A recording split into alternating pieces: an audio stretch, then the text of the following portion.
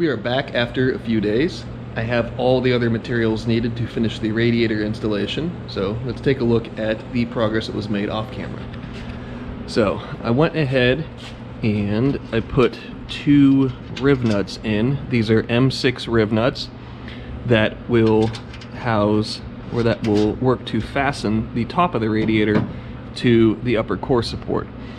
And I went with smaller ones here, as these are not load bearing. They're purely just there for retention to keep the top of the radiator from moving forwards and backwards. And as you see, I have a nice little hodgepodge jack assembly here. And what these are doing, the blue bottom jack here is holding the radiator in place, and the world's first jack here is on the bumper. And you may be asking yourself, why is the jack on the bumper? And the reason for that is there is no structure for this upper core support. So you can see how it moves around a bit, and this is working to take the sag slash droop out of the front end there. So what I'm going to do is, let's see if we can see it on the camera. I have one hole here, and there's another one over here in the center of this frame structure here. And what I'll do is I'll make tabs that go onto the top of the intercooler and hold the front end in all of this frame structure in the upper core support in place where it needs to be. So I thought about a few ways to do it, and that seems like the simplest option, at least for right now. It may get changed in the future, but for the time being, that's what I'm going to do to put the body panels, or the front bumper rather, where it needs to be, as the rest of all this is kind of dictated off of that, as there is that little bit of movement with the core support. So I'll stop rambling now, and we'll go ahead and get the 2 tabs made for the top of the radiator. That will locate it so its placement can be repeatable, and from there we can work on getting the frame structure for that core support put in place. Once that's done, we can do the lower mounts and we'll be good to go. So let's get to it.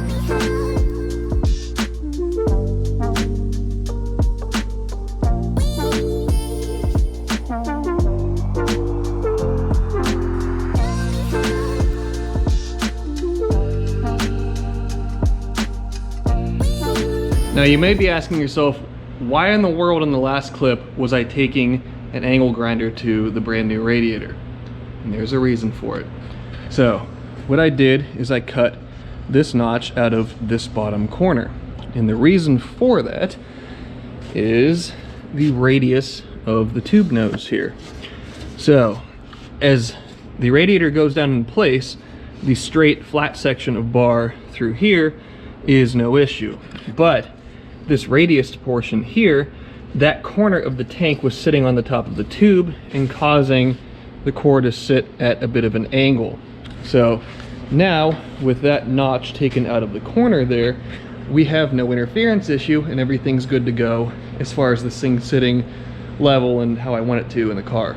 So I'll go ahead, cut a little triangle out, patch that up, and we will be good to go to put the radiator back in and start mocking up the 2 mounting tabs on the top of it.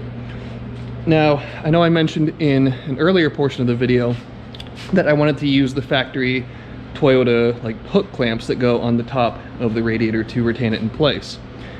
Well, great idea in theory if you know where your clamps are at, which I do not.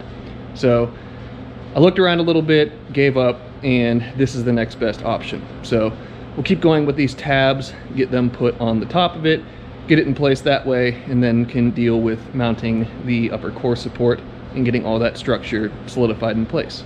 And we have the little corner notch done, patched up, came out pretty nice. So now I can throw the fan back on it, I can put this back in its home, and I can get to figuring those tabs out. So let's get after it.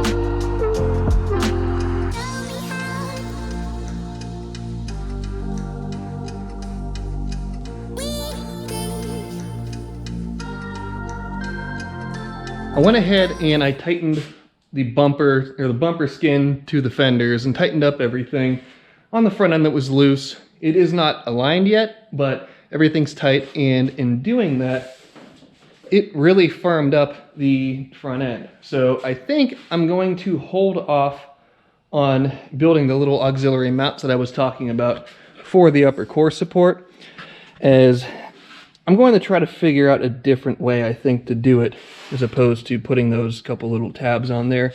I have a couple of ideas, but that'll be a task for a later date. So with that in mind, it is now time to start looking at how to mount the bottom side of the radiator. Now, I have my 2 tabs that are welded onto the top side. It's held up on here, everything's solid there, so we are good to go.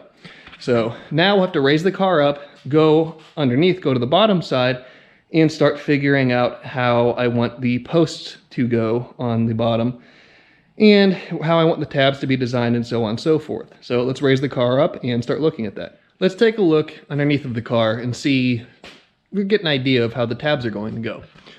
So here we are, and it's very slight, but there is clearance between the tank and the tube nose, and I need it to be that tight because you can see the clearance that I have to the fan for the drive for the dry sump system. So it's going to be tight, but I think it will be doable, or we'll find out, I guess.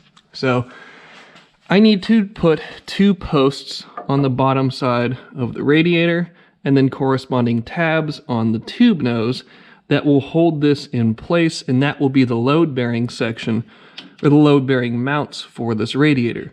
Very similar to what you'd see on one of these cars from the factory. So I ended up I couldn't find the mount grommets that you would normally see, so I found the next best thing, which I have placed over here, which are these little PCV grommets. So obviously these won't be used for PCV. These will be used for the post to go into, and to provide a little bit of a buffer and a little bit of padding, for lack of a better term, for these posts on the bottom, so they're not drumming around and you don't have direct aluminum to mild steel contact. So I went ahead and did a test hole right here. The hole should be right around 3/4 of an inch diameter, which is the diameter of the little slotted section, or the indented section, right where my index fingernail is there. So I test fit one of the grommets in already. It fits nicely. So I can take that and put the grommet in and figure out roughly the length that the tab needs to be. From there, I can cut the tab off, can get it placed in its position, and start seeing about the posts.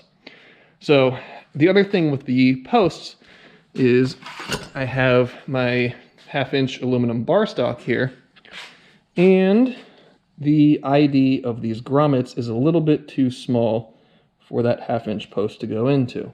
So I have to turn these down, and I'm sure you guys have noticed I don't have a lathe here, but I do have a drill and I do have belt sanders. So we'll ghetto turn these things down kind of to a little bit of a point, so that way it allows it to be more easily guided in. And I'll get these to the size that they need to be to go through those grommets.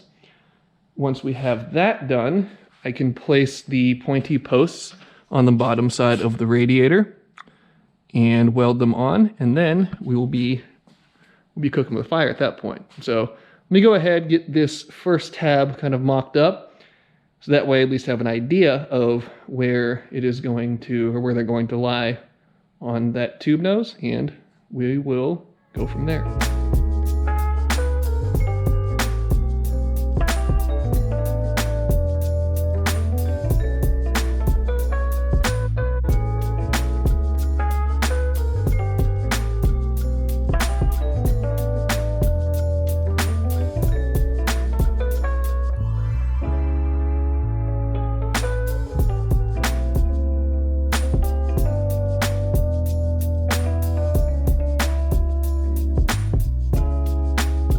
All right, we have the first tab tacked in, and here it is. So I have my nice little rubber grommet, I have both the posts on, and even already thing is not going anywhere. So we're right up on this intercooler tube, but as I keep saying, we're going to end up redoing that tube, so any interference there is a non-issue. So next order of business is to do the tab for this side. So I guess let's get to drafting and get it knocked out.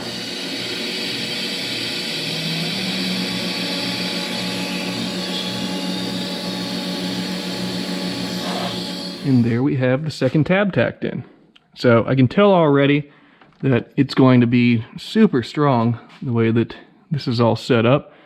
But like all of the other things that are mounted to the tube nose, we are going to triangulate to make it that much stronger. So let's go ahead and we'll do some YouTube magic. And there we go.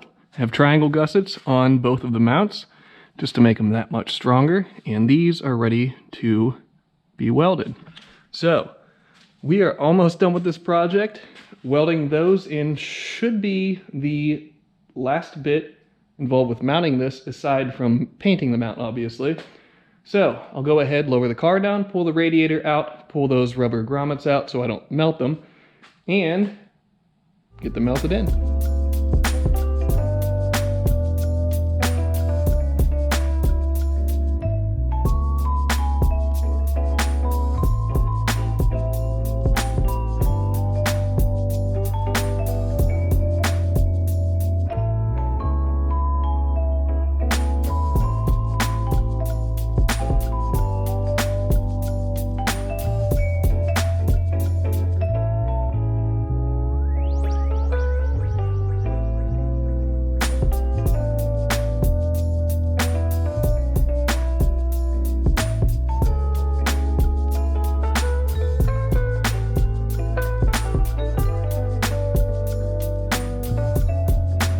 All right, I went ahead and said screw the wet paint and just went for it and put the radiator in. So let's take a look at the final product.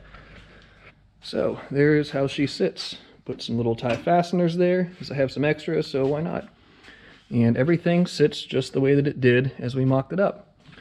On the bottom side, we have the little posts there. Everything sits right where it needs to, and of course spray painting ended up getting paint at the bottom of the intercooler, but some acetone will take that right off. So happy with how this came out, and that'll be a wrap for this project. So until next video, be sure to subscribe, leave a like, leave a comment, and we'll see you then.